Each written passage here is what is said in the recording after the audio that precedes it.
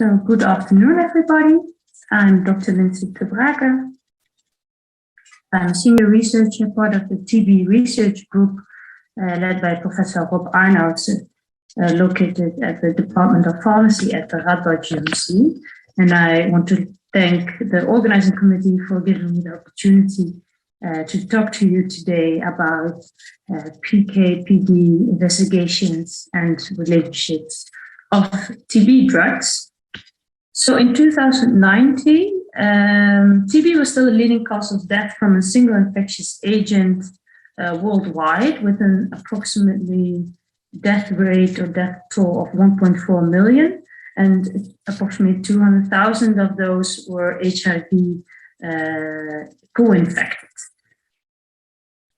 In 2020, TB morbidity and mortality will probably be outnumbered, or is outnumbered actually, by the COVID pandemic.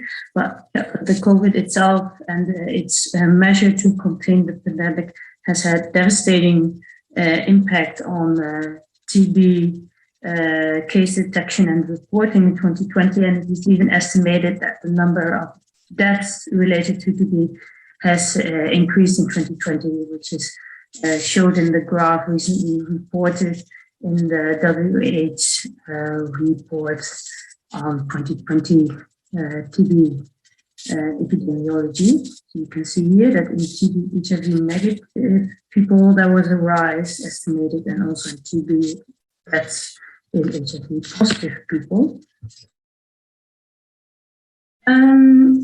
PK or TB drug development and PKPD assessment has been rather slow to develop in TB, in contrast maybe to HIV, as the field that you are more familiar with.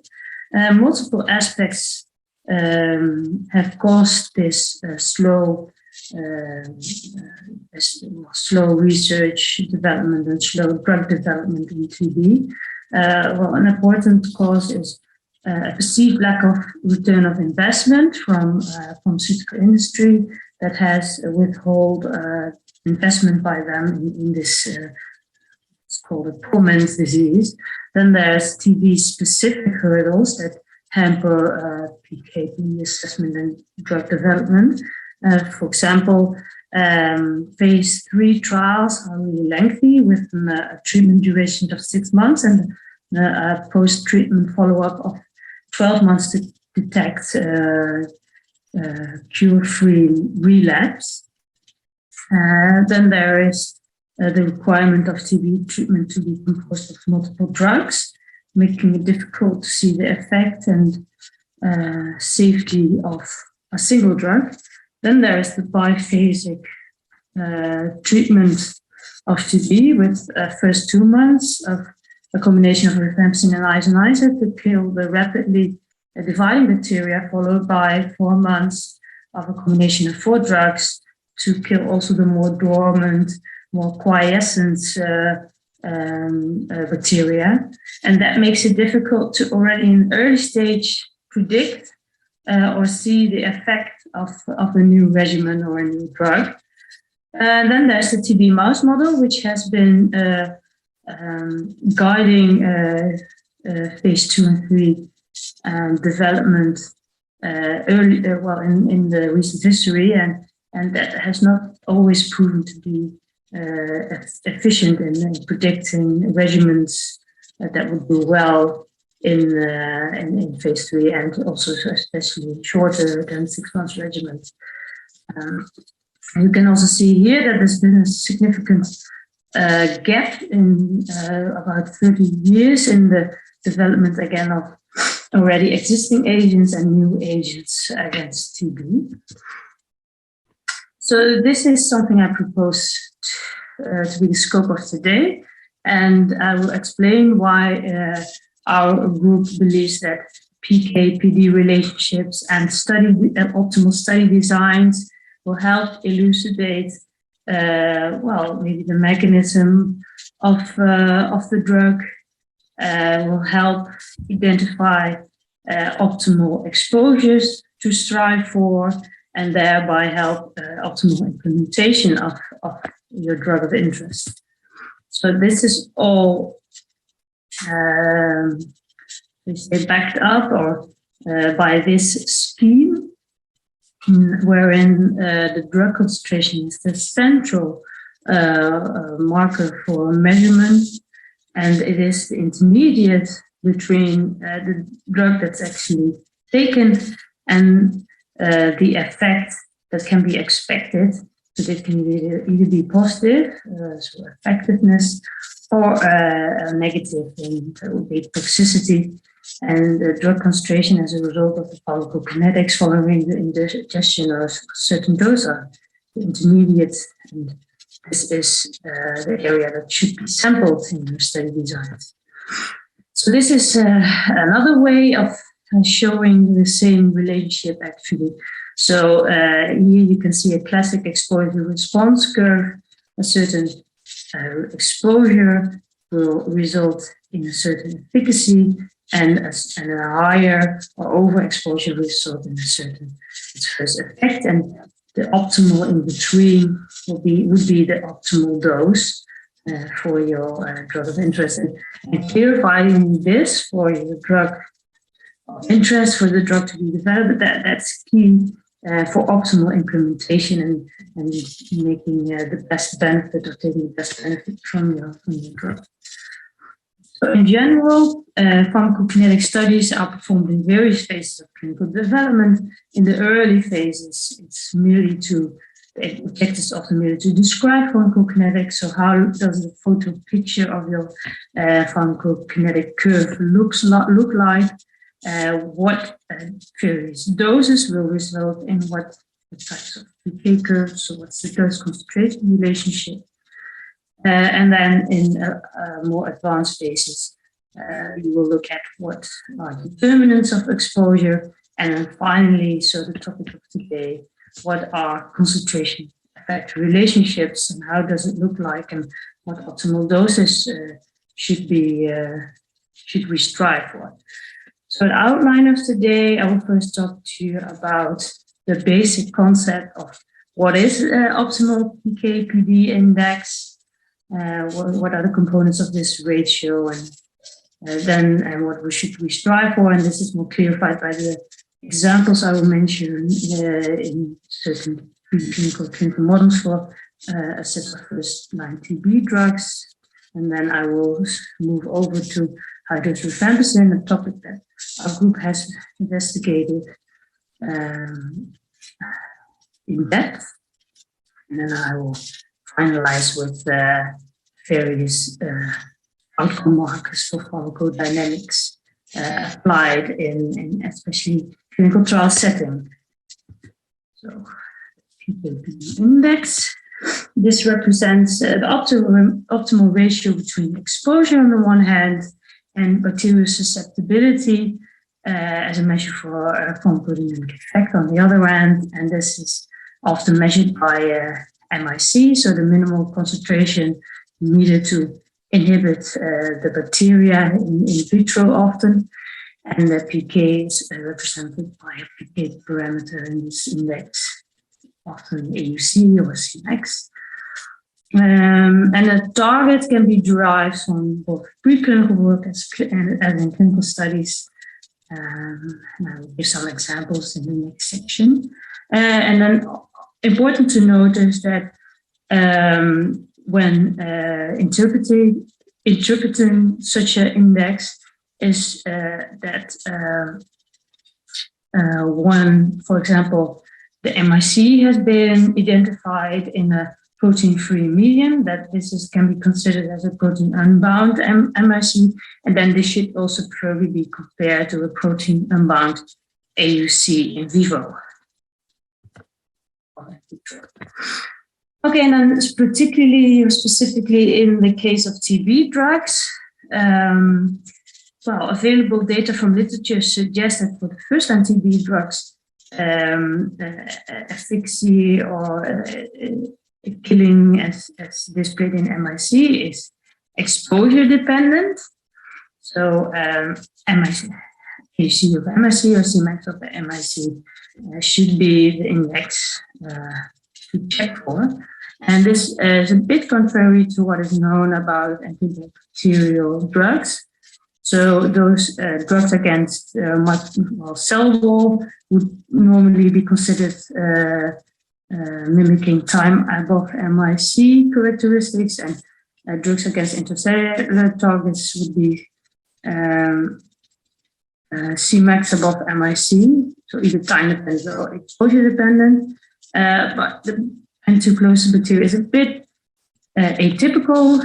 It's very slow in its duplication. It's also intracellular, so it resides in the macrophage in the lungs, and it can also be in a dormant state, not multiplying at all. So it's quite atypical bacteria, and current data suggests in general for first-line drugs that its efficacy is exposure dependent. So now I will give you some examples of PKPD relationships in preclinical clinical models. So this is the result from a hollow fiber model. Hollow fiber model is an in vitro model where a set of tubing is able to mimic in vivo PK profiles and which can be related to, in the same system, bacterial killing.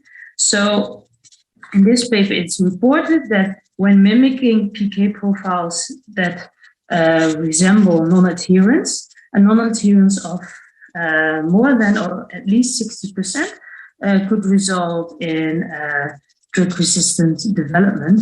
And wow, so that means that, okay, maybe non-adherence is not such an important contributor to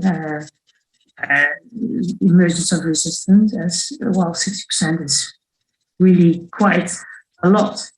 And then another set of clinical trial simulations demonstrated that resistance could be developed with low exposures that could resemble pharmacokinetic variability, rendering people exposed to essentially monodrug therapy, for example, with sufficient low exposures. So such a reliable model could really learn us a lot on how PK-PD relationships could look like in extreme situations. Then this is another example, the 2D mouse model. And here you can see that isoniazid really reduces long colony-forming units, so bacterial load in lungs, exposure dependent, as AUC over MIC here on the x-axis plotted, and same as for Cmax over MIC, and you see Cmax are often really correlated, so that makes sense. And you see that time above MIC, so a time-dependent measure for exposure, well, does not really relate that well to bacterial killing. So, and this also teaches us about how to dose and interpret isoniazid PK. Then there is this simple analysis performed in humans. So there are a lot of advanced PK/PD analysis on the market nowadays, but this is an example of a simple investigation. So pyrozinamide exposure was divided in low versus normal. And you could see here that low exposures had a larger proportion of patients with poor treatment outcome, as plotted here on the y-axis. And this was the case independent on HIV exposure. So all people with low exposures performed worse. So this is a simple analysis that demonstrates that exposures matter. Then we move to the specific case of rifampicin and high-dose rifampicin, the implementation and development of high-dose rifampicin, which has been investigated by our group for already quite some time. So rifampicin is the cornerstone drug in TB treatment, and its standard dose of 10 milligrams per kilogram has been on the market since the 60s, and the dose selection at that time was based on cost considerations and fear of especially hepatotoxicity. And recently, I mean, like maybe a decade ago or something like that, groups of people, amongst them also the group here at Radboud GNC, were thinking, okay, maybe this dose is too low, maybe we should dose higher, and higher exposures make us go more higher up in that exposure response curve that I showed earlier. So one of the first populations that we piloted with high dose rifampicin were TB meningitis patients in Indonesia, together with our collaborators in Bandung, a group of Nina Ruslani and Ahmad Ghanim.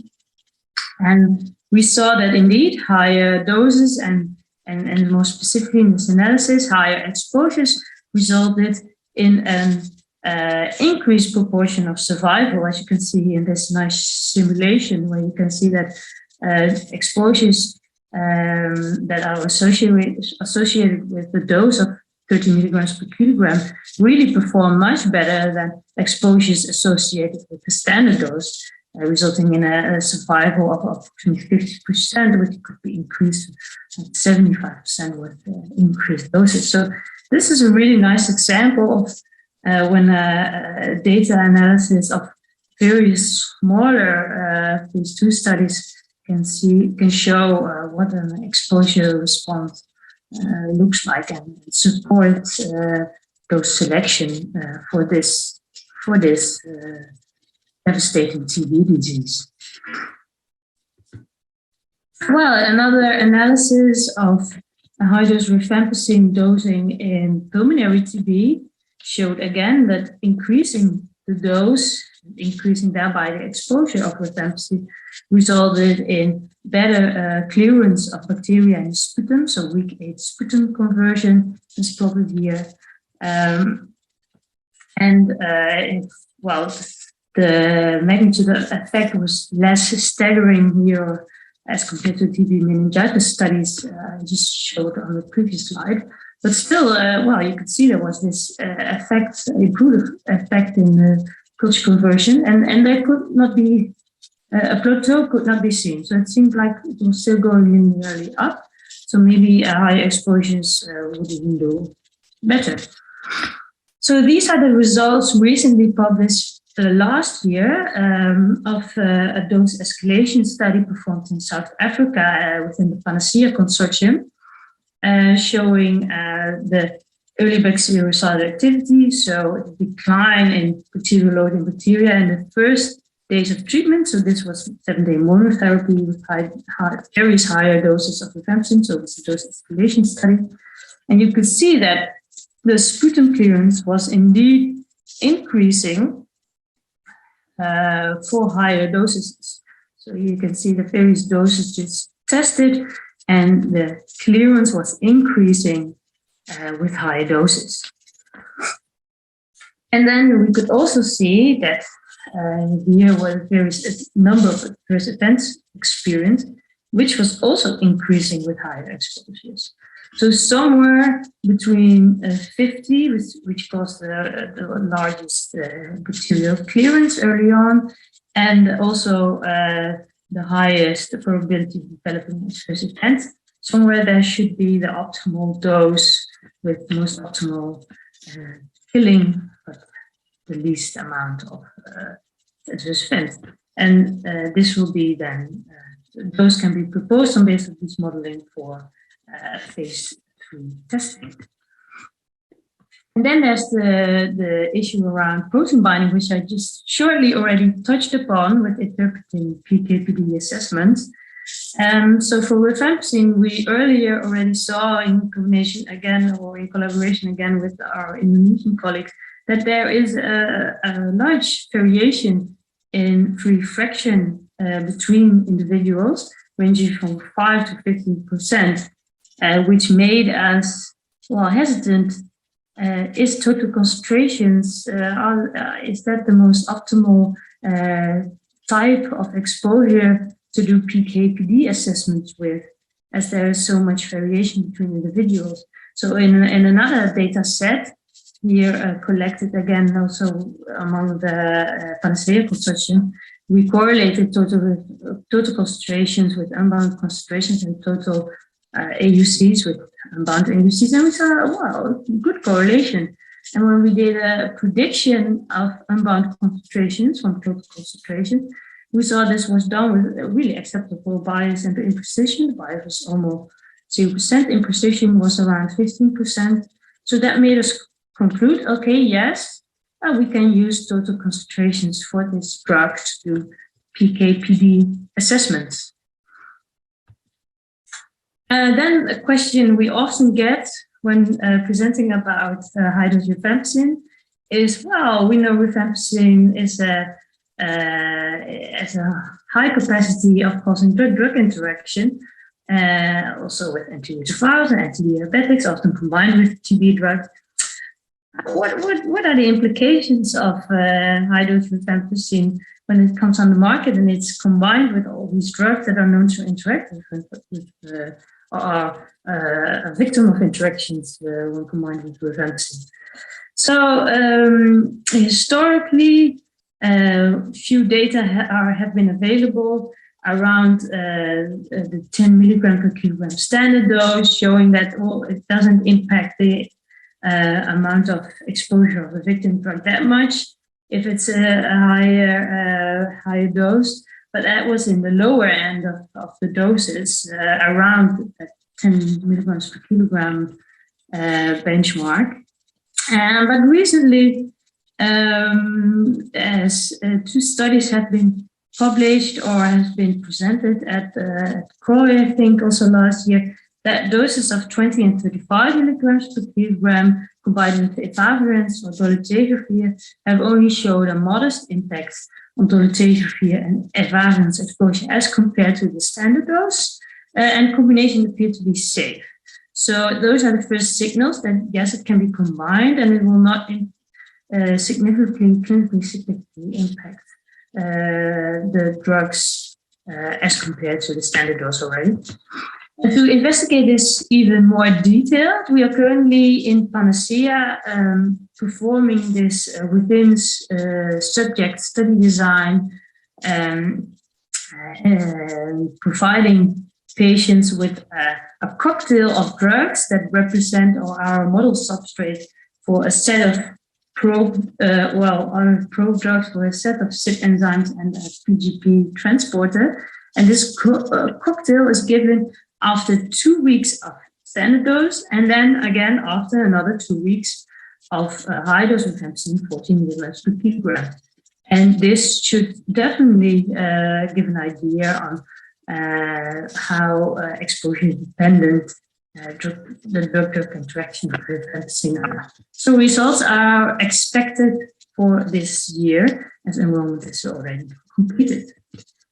So then I come to the final part of this presentation. I will discuss some pharmacodynamic outcome markers with you and the differences between the various outcome markers.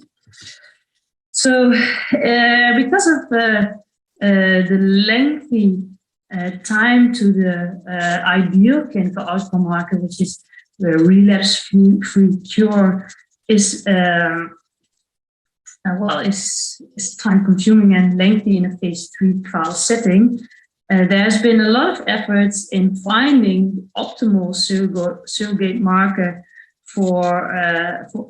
in short-term studies that really translate well to outcome in phase 3 studies.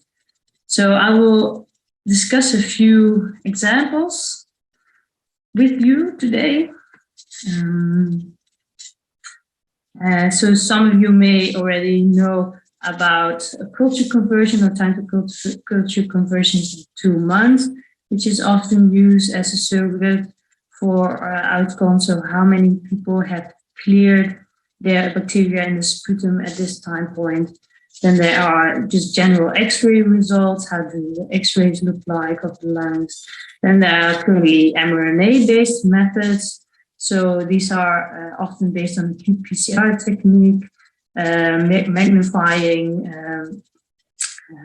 TB RNA, and thereby concluding something about the presence of bacteria load, actually large bacteria, because they will synthesize this RNA. So this is actually a summary already of what I told you today that long-term relapse-free cure is the ideal marker in the phase 3 setting. And then there are various intermediate biomarkers of clinical outcome given, for example, by early bactericidal activity studies. So bactericidal activity is decline in bacterial load in sputum over a certain time interval, so either 2 to 14 days or maybe prolonged over a set of multiple weeks. And then there's sputum conversion after at 2 months or thereafter. And so regarding the EBA is actually often the first study to be done in patients in TB, but it does not always correlate to long-term effects. For example, if you can see here the graph of bedaquiline performance in EBA, you can see for the highest bedaquiline, which is CMC 207, 400 milligrams, the bacterial load only declined later on in the EBA. This probably has to do with the PK characteristics of bedaquiline that first has to accumulate to reach effective concentrations. So essentially, EBA was very poor of this drug. While later on, data was collected. It was rather effective stabilizing drug. So EBA is not always predictive in that way. But it is an efficient trial type. It is short. You can see the effect of multiple combinations, do comparisons. So it's a popular trial type in TB. Then there is the example of the mid-long marker, sputum conversion. You can either have percentage at month 2, for example, or you can include the longitudinal information and assess time to culture conversion.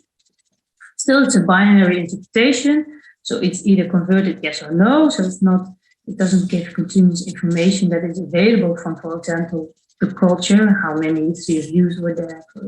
So it's a bit you lose information in this sputum conversion endpoint.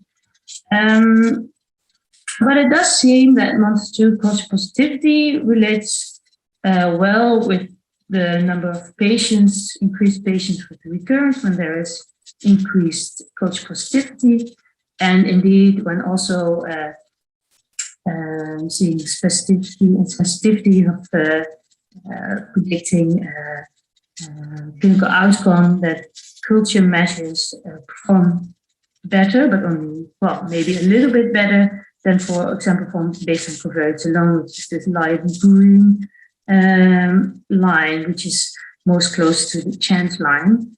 But still, it's not optimal.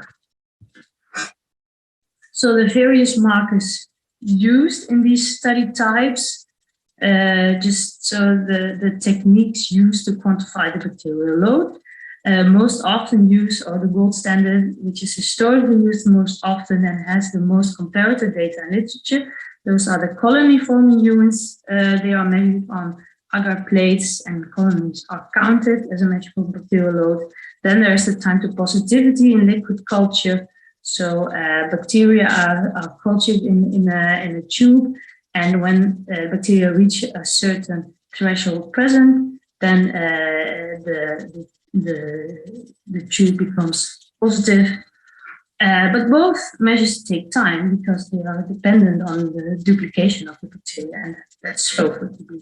So they are continuous measures, but they take time, and both have quite some comparative data literature now. So that's a pro.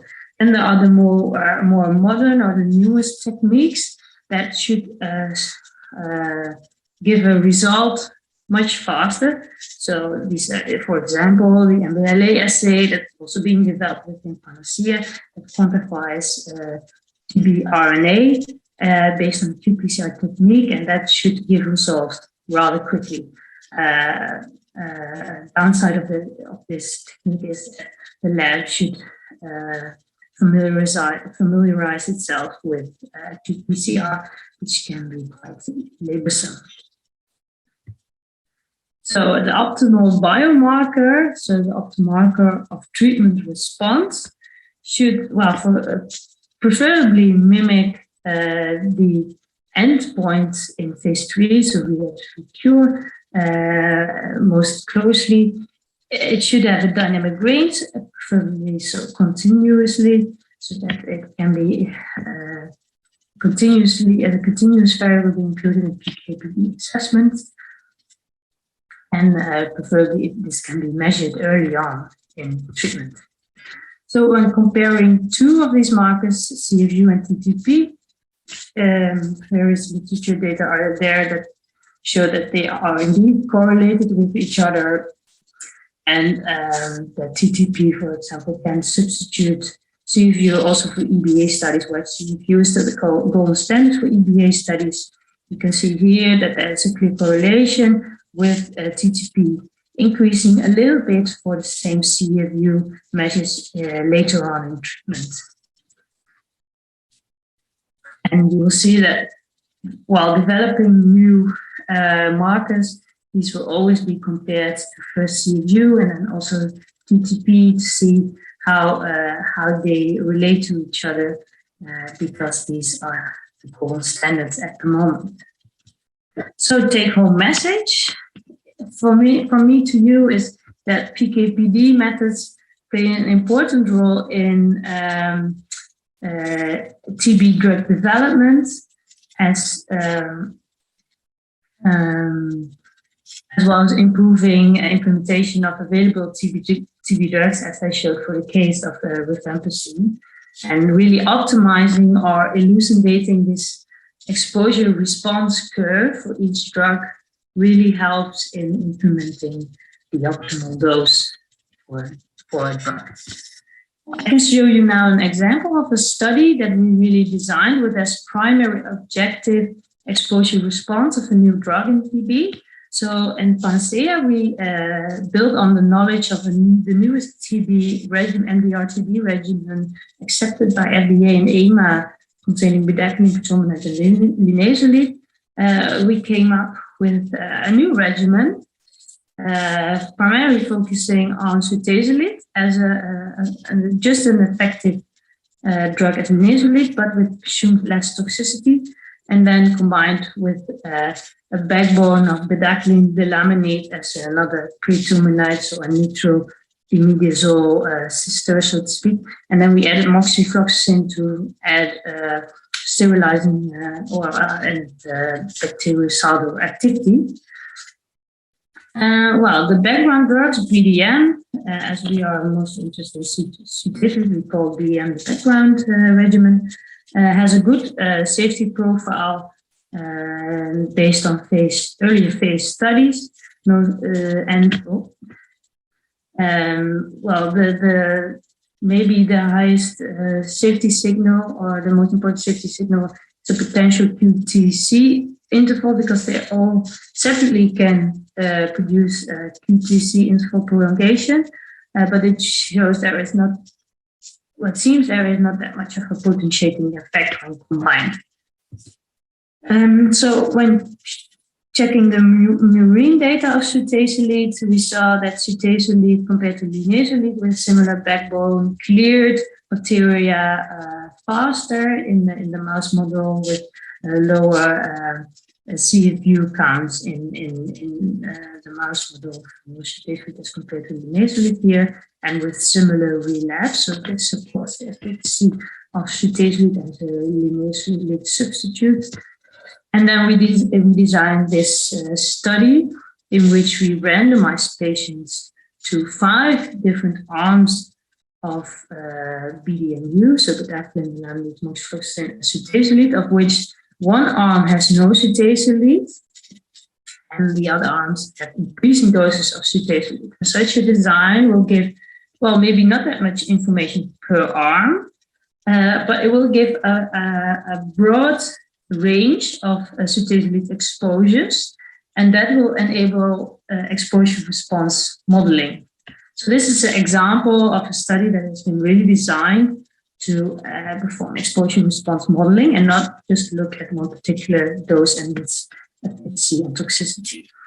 So objectives, yes, exposure response, exposure toxicity modeling, and while recruitment has been almost completed, so we hope first results are there late next year or late 2023.